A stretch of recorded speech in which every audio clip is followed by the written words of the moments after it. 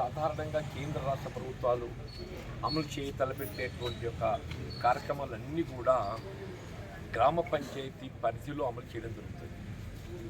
గ్రామ పంచాయతీ పరిధిలో వీళ్ళ ప్రజాప్రతినిధిగా సర్పంచ్ గారు ఉంటే, ప్రభుత్వ ప్రతినిధిగా వీళ్ళ పంచాయత్ సెక్రటరీసే కానీ వారి తదుపరి వీళ్ళ పార్ట్ టైం క్లర్క్స్ కూడా పనిచేయడం జరుగుతుంది.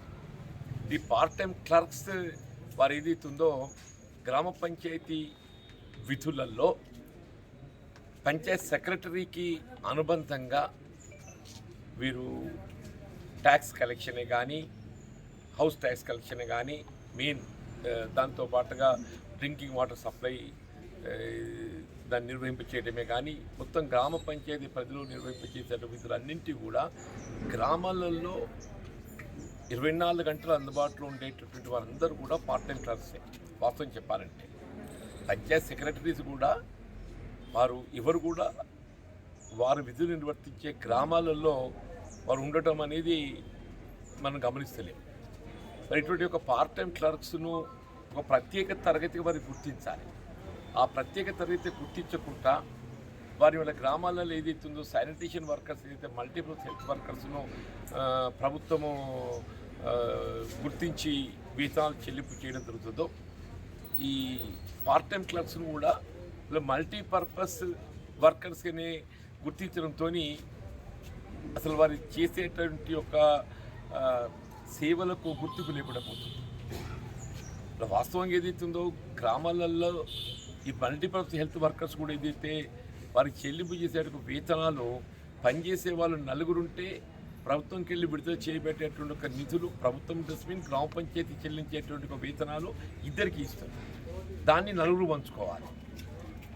దీనికి అంతటి కారణం గ్రామ పంచాయతీలకు ప్రభుత్వం నుండి విడుదల కావాల్సిన నిధులు విడుదల కాలేకపోవటం. గత 4 సంవత్సరాల నుండి ఏదైతుందో ఇలా రాష్ట్ర ప్రభుత్వం నుండి విడుదల కావాల్సిన నిధులు విడుదల చేయలేకపోవడంతో వాస్తవం చెప్పాలంటే సర్పంచులు అందరూ కూడా ఒక విధంగా రుణగ్రస్తులైందని చెప్పక తప్పదని అంటున్నాయి. రేపు ఈ మాసం చివరిలోగా వాళ్ళ పదవి కాలం ముగిపోతుంది.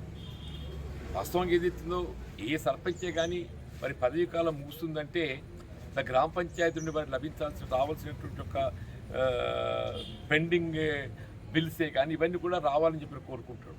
కానీ ప్రస్తుతం పరిస్థితి చూస్తుంటే మాత్రం అట్లా కనబడటం లేదు. నేను వాళ్ళ పత్రికలో ఒక స్టేట్మెంట్ గమనించిన కేటీ రామారావు గారు ఒక స్టేట్మెంట్ ఇచ్చారు.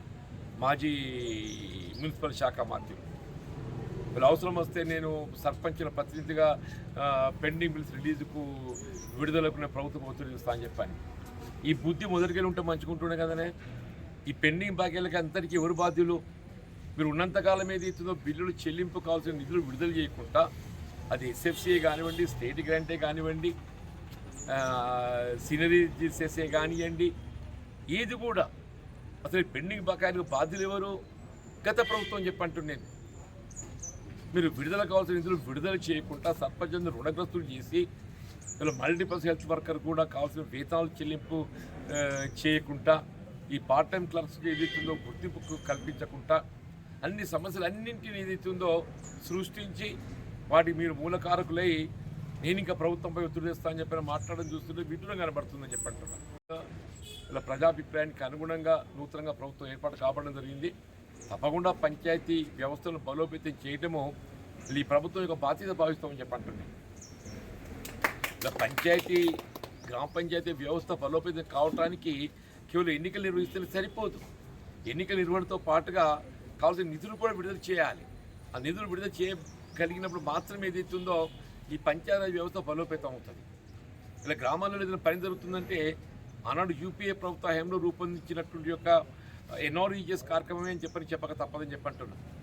మన శ్రీమతి సోనియా గాంధీ గారు ఏదైతుందో యూపీఏ చైర్పర్సన్గా గ్రామీణ ప్రాంతంలో ఉపాధి కొరకు ఎవరు కూడా ఇబ్బంది పడకూడదు అనేటువంటి ఒక భావనతోని జాతీయ స్థాయిలో గ్రామీణ ఉపాధి హామీ పథకాన్ని ప్రవేశపెట్టడంతో ఇటు వ్యవసాయ కూలీలకు ఉద్యోగ భద్రత, పనికి భద్రత లభించడంతో పాటుగా మన గ్రామాల ప్రజలు మనం అభివృద్ధి కార్యక్రమం చేపడుతున్నాం అని అంటే ఎన్ఆర్ఈజీఎస్ఏ.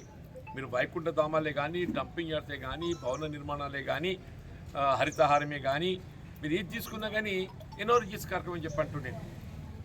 ఇవాళ ఎన్ఆర్ఈజీఎస్ నిధులకు అనుగుణంగా రాష్ట్ర ప్రభుత్వం కలిసి కూడా నిధులు విడుదల చేయాల్సినటువంటి ఒక బాధ్యత రాష్ట్ర ప్రభుత్వమే ఉంటుంది.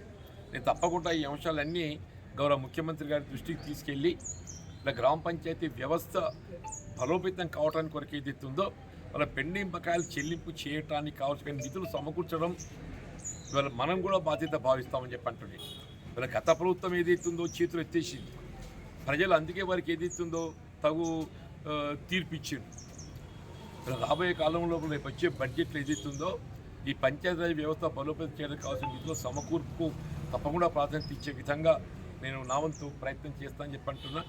అట్లాగే ఈ పార్ట్ టైం క్లర్క్స్కి సంబంధించి ఒక ప్రత్యేక హోదా కల్పింపు చేయబడే విధంగా ఇన్స్టెడ్ మల్టీపర్పస్ హెల్త్ వర్కర్స్గానే కాకుండా వీరికి ఒక ప్రత్యేక హోదా కల్పించి ఒక ప్రత్యేక గుర్తింపు కల్పించి సో దట్ రేపు ఎప్పుడైనా కానీ గతంలో ఒక పర్యాయం కాంగ్రెస్ ప్రభుత్వ టైం లోపల పార్ట్ టైం క్లర్క్స్ అందరినీ కూడా పర్మనెంట్ క్లర్క్స్ చేయలేదు. రేపు ఎప్పుడైనా అవకాశం వస్తే పార్ట్ టైం క్లర్క్స్ అందరినీ కూడా వారి సేవలను పరిగణలోకి తీసుకుంటూ వాళ్ళ సీనియర్ని పరిగణలోకి తీసుకుంటూ పర్మనెంట్ చేయాల్సినటువంటి ఒక పరిస్థితి మనకు కలిగిస్తుంది అంటున్నాం. కాబట్టి పార్ట్ టైం క్లర్క్స్ అందరినీ కూడా ఒక ప్రత్యేక హోదాగా గుర్తించి మీకు ఆ సేవలకు అనుగుణంగా వేతభత్యాలు చెల్లింపు చేయబడే విధంగా నేను ప్రభుత్వ దృష్టి తీసుకెళ్తానని చెప్పాను.